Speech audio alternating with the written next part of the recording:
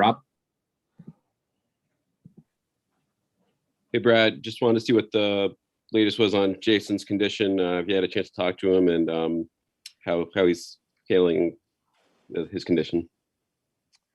Well, he went back out on the court, tried to, kind of readjust to the light out there, and he was really struggling. He got scratched pretty good. It looks pretty red. It looks pretty swollen to me. I don't know what that means. I don't know what the exact diagnosis is, but obviously he's uncomfortable right now. Mark Murphy. Hey, Brad, it seemed that they were able to disrupt you guys offensively from the start again, or even more so. What happened there? Their offense? No, their defense, your offense. Yeah, I mean, they disrupted us on both ends, Mark. They were terrific. We've got to be way better. We got to get down the floor quicker. We've got to execute faster. We have to be more detailed and better in our defense. We need to be more on a string. We need to be way better. I mean, they exposed that because they were really good. But I was disappointed in how we played versus the other night. I thought we were really tied together the other night. I didn't think so as much tonight. I thought the offense was a little bit better. I did think the end of the game, the guys that played did a good job. We probably got to look at, okay, how are we going to rotate differently? We felt small out there, and we need to look at that, I think, as we go into Game 3. John Grouse. Brad, how much of what happened there early on was a function of you guys not executing what you had planned to, and how much of it was Brooklyn taking you out of it? Defensively or offensively, John? Both. Well, we were pretty good in the first 6 to 8 minutes offensively.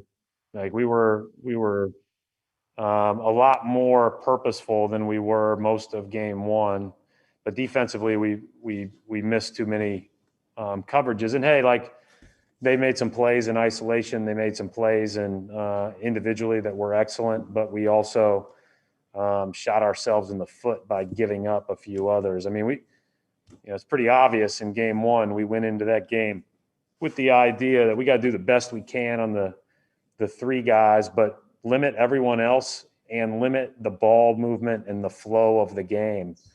And, we weren't able to do that tonight. And that's why, at the end of the first quarter, their other guys had more points than they did the night before. So we have to clean that up. We have to make it a game where we're in our shell more, we're guarding more as a team and on a string as a team, and not overreacting to the individual play. Gary Washburn.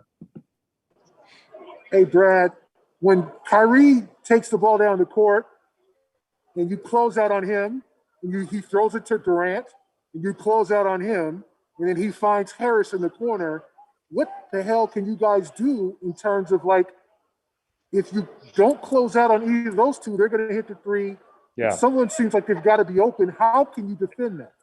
Well, yeah, I mean, that's the argument against blitzing, Gary, right? Because then you blitz one of those guys or you double team one of those guys and the ball just swings to another guy that's a great shooter, and they're good at finding those guys.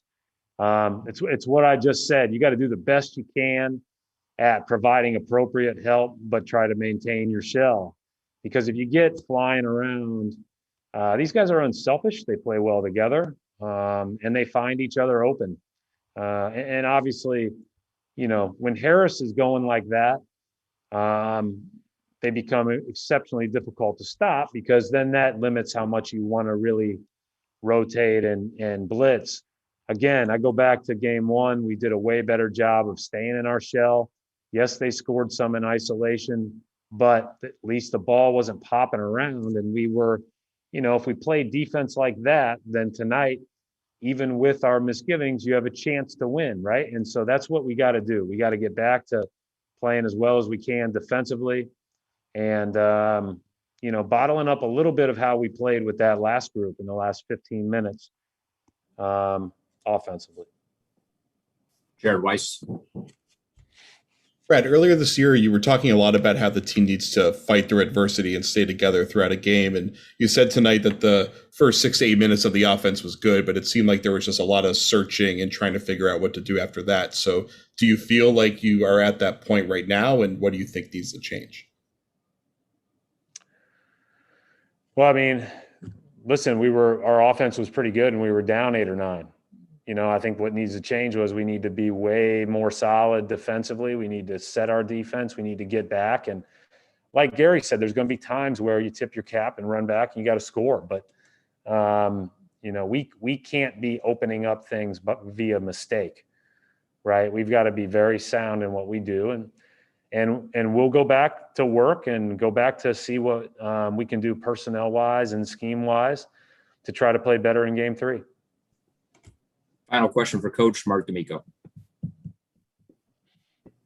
Hey, Coach, you've got an opportunity to head back home now and play in front of your home crowd, which sounds like you're going to have some extra fans in the building over the next couple of games. Just what's the message to the team heading back into that opportunity in Game 3 and 4? I mean, we've been in a lot of series here over the last few years. We've been down 2-0, we've been up 2-0, and several times the script is flipped. I mean, you gotta focus on what you can control. But there's no question that we'll look forward to playing in TD Garden, and we'll look forward to playing with more fans in TD Garden. Again, I go back to all these games, and you think back to our Brooklyn game on Christmas Day, and there was no one there. And to think that TD Garden is going to have more people on Friday and be near capacity on Sunday, is a great reminder that everybody's been through a lot and progress is being made. And we're looking forward to that opportunity in front of our fans. We'll wrap it up right there.